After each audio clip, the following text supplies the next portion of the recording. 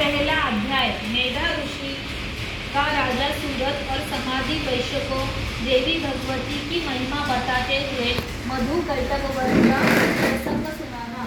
पहले अध्याय के ब्रह्मा ऋषि, महाकाली देवता, गायत्री छंद, नंदा शक्ति, रक्तदंतिका बीज, अग्नि तव और ऋग्वेद है। ऋग्वेद स्वरूप है। श्री महाकाली देवता की प्रसन्नता के लिए चरित्र के रूप में विनियोग किया गया है। ध्यान भगवान विष्णु के सो जाने पर मधु और कैटक को मारने के लिए कमल से पैदा होने वाले ब्रह्मा जी ने जिनकी स्तुति की थी, उन महाकाली देवी का मैं सेवन करता हूँ। वे अपनी 10 भुजाओं में खड्ग, चक्र, गदा, बाण, धनुष्य, परिग, शूल, भुशुंडी, मस्तक और शंख धारण किए हुए हैं। उनके 3 नेत्र हैं। वे अपने तमाम अंगों में आभूषण धारण किए हुए हैं। उनके शरीर की चमक नीलमणि के समान है और वे 10 मुख और 10 पैरों वाली है। मार्कंडेय जी बोले, सूर्य के पुत्र सावर्णिक, जो 8वें मनु कहते हैं, उनकी उत्पत्ति की कथा विस्तार पूर्वक कहता हूँ। हे कौस्तुकी, सो सुनो। सूर्य पुत्र महाभाग सावर्णी भगवती महामाया के अनुग्रह से जिस प्रकार मनवंतर के स्वामी हुए, वही प्रसंग सुनाता हूँ। पूर्व काल की बात है।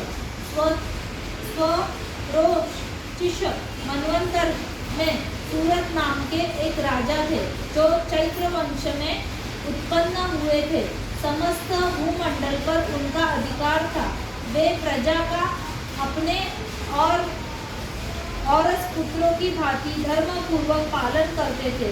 फिर भी उस समय कोला नगरी का नाश करने वाले क्षत्रिय उनके शत्रु हो गए। राजा सूरत की दंड नीति बड़ी प्रबल थी। उनका शत्रु के साथ युद्ध हुआ। यद्यपि कोला वंशी संख्या में कम थे, तो भी राजा सूरत युद्ध में उनसे हार ही गए। तब वे युद्ध भूमि से अपने नगर लौट आए और केवल अपने देश के ही राजा होकर रहने लगे। किंतु वहाँ भी उन प्रबल शत्रुओं ने उस समय राजा सूरत पर आक्रमण कर दिया। राजा का बल क्षीण हो चला था, इसीलिए उनके धृष्ट, बलवान एवं भेदी मंत्रियों ने वहाँ उनकी राजधानी में भी राजकीय सेना और खजाने का हथला लिया। सूरत का प्रभुत्व नष्ट हो चुका था, इसीलिए वे शिकार खेलने के बहाने घोड़े पर सवार होकर वहाँ से अकेले ही एक घने जंगल में चले गए। वहाँ उन्होंने ब्राह्मण श्रेष्ठ मेधा मुनि का आश्रम देखा। उस आश्रम में उनके हिंसक जीव पर शांत भाव से रहते थे। मुनि के बहुत से शिष्य उस वन की शोभा बढ़ा रहे थे। वहाँ जाने पर मुनि ने उनका आदर सत्कार किया और वे उन मुनि श्रेष्ठ के आश्रम में इधर उधर विचरते हुए कुछ काल तक रहे। फिर ममता के वश होकर वे उस आश्रम में इस प्रकार चिंता करने लगे, पूर्व काल के मेरे पूर्वजों ने जिस नगर का पालन किया था, वही नगर आज मुझसे रहित है। पता नहीं दुराचारी सेवकगण उसकी धर्मपूर्वक रक्षा करते हैं या नहीं। जो सदा मद की वर्षा करता था और अति बलवान था, मेरा प्रधान हाथी, अब शत्रुओं के अधीन होकर न जाने किन भोगों को भोगता होगा। जो लोग मेरी कृपा, धन और भोजन पाने से सदा मेरे पीछे चलते थे, वे निश्चित ही अब दूसरे राजाओं के अनुसरण करते होंगे। व्यर्थ खर्च करने वाले उन लोगों द्वारा अत्यंत कष्ट से जमा किया हुआ वह मेरा खजाना खाली हो जाएगा। ये तथा और भी कई बातें राजा सूरत लगातार सोचते थे। एक दिन उन्होंने वहाँ विप्रवर मेधा के आश्रम के निकट एक वैश्य को देखा। उससे पूछा, हे सज्जन, तुम कौन हो? यहाँ तुम क्यों शोकग्रस्त और उद्विग्न दिखाई दे रहे हो? राजा सूरत का यह प्रेमपूर्वक कहा हुआ वचन सुनकर वैश्य ने विनती भाव से उन्हें प्रणाम करके कहा। वैश्य बोले, राजन, मैं धनिकों के कुल में उत्पन्न हुआ एक वैश्य हूँ। मेरा नाम समाधि है। मेरे दुष्ट स्त्री पुत्रों ने धन के लालच में आकर मुझे घर से बाहर निकाल दिया है। इस समय धन, स्त्री और पुत्रों से मैं वंचित हूँ। विश्वसनीय बंधु बांधवों ने मेरी ही संपत्ति छीनकर मुझे निकाल दिया। इसीलिए दुखी होकर मैं यहाँ चला आया हूँ।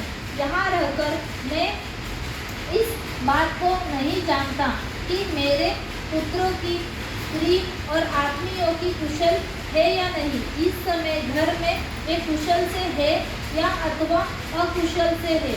वे मेरे पुत्र कैसे है? क्या वे सदाचारी अथवा दुराचारी हो गए हैं?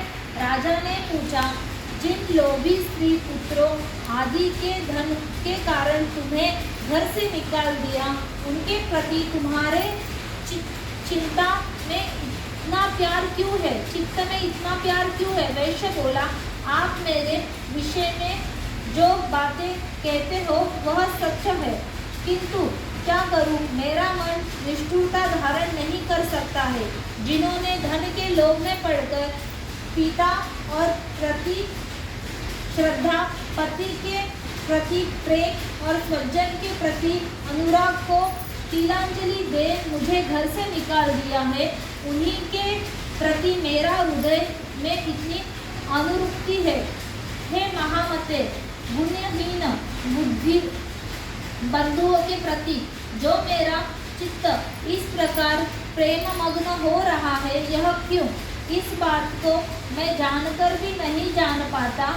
उनके लिए मैं लंबी सांसें ले रहा हूँ और मेरा अत्यंत दुखित हो रहा है। उन लोगों में प्रेम का सर्वथा अभाव हो, जो भी उनके प्रति जो मेरा मन निष्ठुर नहीं हो पाता।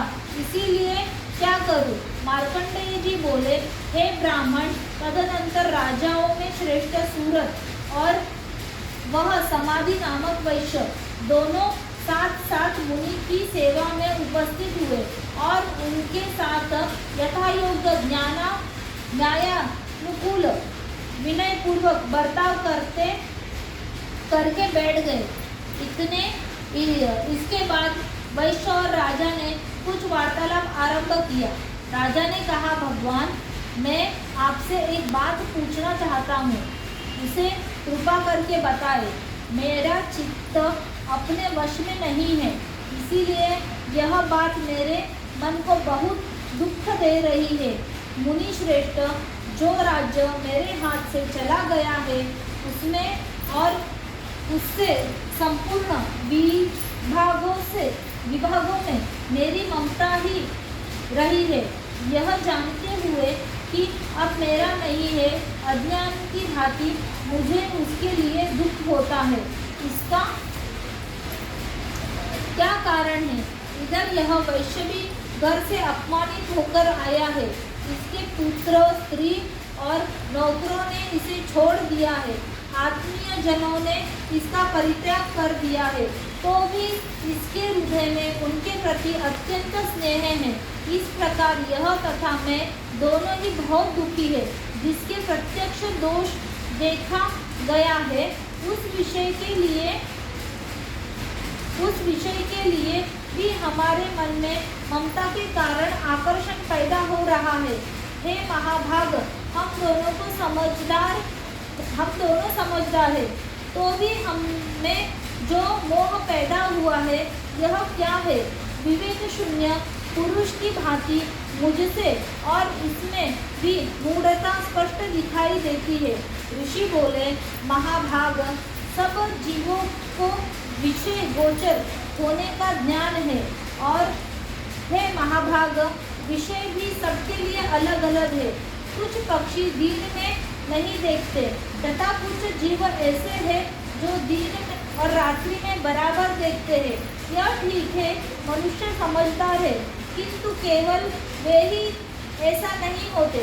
पशु पक्षी आदि सभी प्राणियों में बुद्धि होती है। मनुष्य को ज्ञान भी वैसा ही होता है जैसा उन मृगों और पक्षियों का होता है, तथा जैसा मनुष्य का होता है वैसे ही उन मृग पक्षी आदि का होता है। यह तथा अन्य बातें भी प्राय दोनों में समान ही है।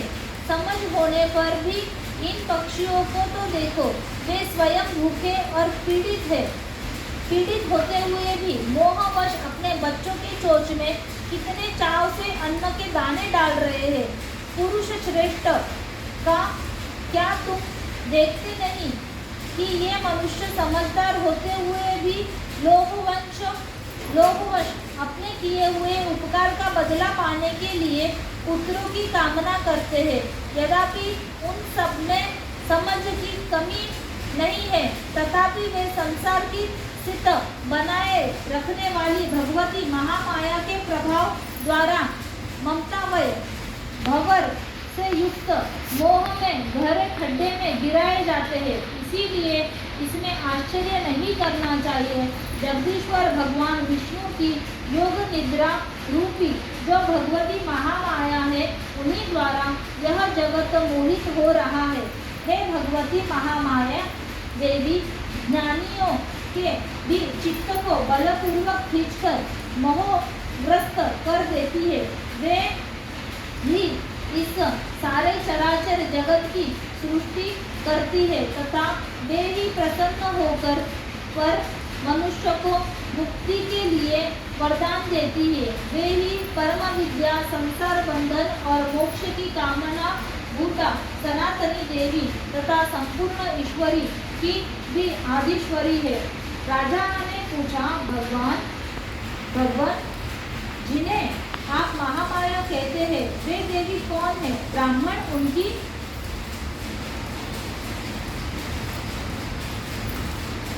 उत्पत्ति कैसे हुई तथा उनके कार्य कौन से हैं? ब्रह्म देवताओं में श्रेष्ठ महर्षि उन देवी का जैसे प्रभाव है, जैसा स्वरूप है और जिस प्रकार प्रादुर्भाव हुआ है, वह सब मैं आपके मुख से सुनना चाहता हूँ। ऋषि ने कहा, राजन, वास्तव में वे देवी नित्य स्वरूपा ही है। संपूर्ण विश्व उन्हीं का रूप है तथा उन्होंने समस्त जगत व्याप रखा है। तथापि उनका आविर्भाव अनेक प्रकार से होता है, वह मुझसे सुनो। यद्यपि वे नित्य और अजन्मा है, तथापि जब देवताओं का कार्य सिद्ध करने के लिए प्रकट होती है, उस समय संसार में उत्पन्न कहलाती है।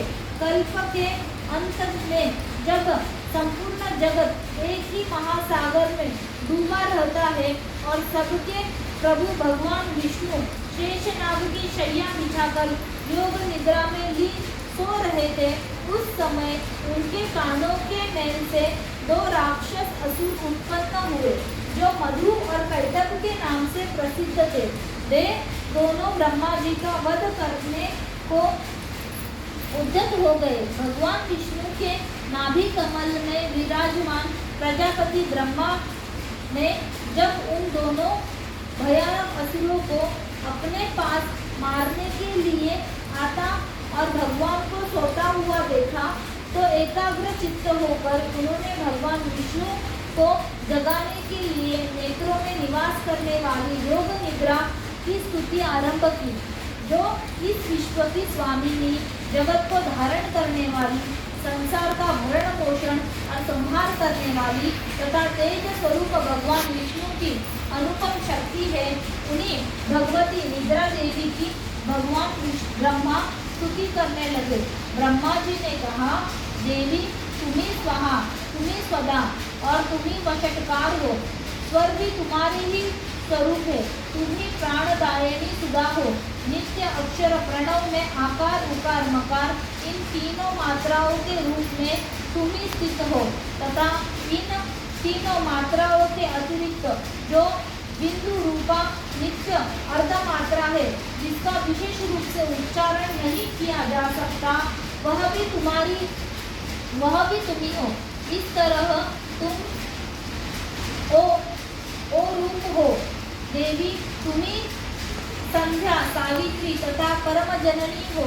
देवी, तुम्ही इस सकल ब्रह्मांड को धारण करती हो। तुमसे ही इस जगत की सृष्टि है। तुम्ही से इस लालन पालन हो, तुम्ही से इनका लालन पालन होता है और सदा तुम्ही कल्प के अंत में सबको अपना ग्रास बना लेती हो। जगत मई देवी, इस जगत की उत्पत्ति के समय तुम सृष्टि रूपा हो, पालन काल में स्थिति रूपा हो तथा कल्पांत के समय संहार रूपा हो। तुम्ही महाविद्या, महामाया, महामेधा, महाश्रुति, महामहो रूपा, महादेवी और महासुरी हो। तुम्ही तीनों गुणों सत्व, रजतम और उत्पन्न करने वाली सबकी प्रकृति हो। भयंकर कालरात्रि, महारात्रि और तुम्ही बोध स्वरूपा बुद्धि हो। लज्जा, शांति और क्षमा, पूर्ति, सृष्टि, कालरात्रि, महारात्रि और तुम्ही बोध स्वरूपा बुद्धि हो। लज्जा, शक्ति और क्षमा, पूर्ति, सृष्टि भी तुम्ही हो। तुम शूलधारिणी, घोर रूपा, खड्गधारिणी तथा गदा, चक्र, शंख और धनुष बाण धारण करने वाली हो। बाण, भुषुंडी और परिध ये भी तुम्हारे अस्त्र है। तुम सौम्य और सौमंतर हो। इतना ही नहीं, जितने भी सौम्य एवं सुंदर पदार्थ है, इन सब की अपेक्षा तुम अत्याधिक सुंदरी हो। पर और अपर सबसे परे रहने वाली परमेश्वरी शक्ति तुम्ही हो। अखिलात्मिके देवी, कहीं भी सत असत रूप जो कुछ वस्तुएं हैं, उन सब की जो कुछ शक्ति है वह तुम्ही हो। ऐसी अवस्था में तुम्हारी स्तुति क्या हो सकती है? जो इस जगत की सृष्टि, पालन और संहार करते हैं, उन भगवान को भी तुम अपने निग्रह के अधीन कर दिया है। जो तुम्हारी स्तुति करने में यहाँ कौन समर्थ हो सकता है? मुझको भगवान शंकर और तथा भगवान विष्णु को भी तुमने शरीर धारण कराया है, अतः तुम्हारी स्तुति करने की शक्ति किसमें है? देवी, तुम तो अपने इन उदार प्रभावों से भी विशेष स्तुत्य हो। ये जो दोनों असुर मधु और कैटभ है, इनको मोह में डाल दो और जगदीश्वर भगवान विष्णु को शीघ्र जगा दो। साथ ही इनके भीतर इन दोनों महान असुरों को मार डालने की बुद्धि उत्पन्न कर दो। ऋषि बोले, हे राजन, जब ब्रह्मा जी ने वहाँ मधु और कैटभ को मारने के उद्देश्य से भगवान विष्णु को जगाने के लिए तमोगुणा की आदिशक्ति देवी योग निद्रा की इस प्रकार स्तुति की, तब वे भगवान के नेत्र, नसिका, बाहु, हृदय, वक्षस्थल से निकलकर अप्रकट जन्म वाले ब्रह्मा जी की दृष्टि से संक्षिप्त खड़ी हो गई। योग निद्रा में मुक्त होकर जब जगत के स्वामी जनार्दन उस एकार्णव के जल में शेषनाग की शैया से जग उठे। फिर उन्होंने दोनों असुरों को देखा। वे दुष्टात्मका मधु और कैटभ अत्यंत बलवान तथा पराक्रमी थे और क्रोध से लाल लाल आंखें किए हुए ब्रह्मा जी को खाने जाना चाहते थे। तब भगवान श्री हरि ने उठकर उन दोनों के साथ 5000 वर्षों तक केवल बाहुयुद्ध किया। वे दोनों भी अत्यंत बल के कारण मोदोन्मत्त हो रहे थे। इधर माया ने भी उन्हें मोह में डाल रखा था, इसीलिए वे भगवान विष्णु के कहने लगे, हम तुम्हारी वीरता से प्रसन्न हुए, तुम हम लोगों से किसी वर की कामना करो। श्री भगवान बोले, यदि तुम दोनों मुझ पर प्रसन्न हो तो अब मेरे हाथ से मारे जाओ। बस इतना सा ही मैंने वर मांगा है। यहाँ दूसरे किसी वर से क्या लाभ है? ऋषि ने कहा, इस प्रकार धोखे में आ जाने पर जब उन्होंने संपूर्ण जगत में जल ही जल देखा, तब कमल नेत्र भगवान विष्णु से कहा, जहाँ पृथ्वी जल में डूबी हुई ना हो वही हमारा वध करो। ऋषि बोले, तब तथास्तु कहकर शंख चक्र और गदा धारण करने वाले भगवान ने उन दोनों को मस्तक अपनी जांघ पर रखकर चक्र से काट डाले। इस प्रकार ये देवी महामाया ब्रह्मा जी की स्तुति करने पर स्वयं प्रकट हुई।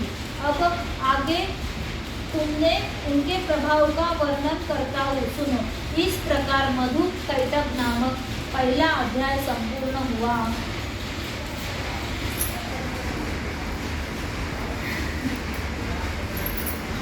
फर्स्ट अध्याय और बाकी ये अध्याय का नाम क्या था जो आपने पढ़ाया?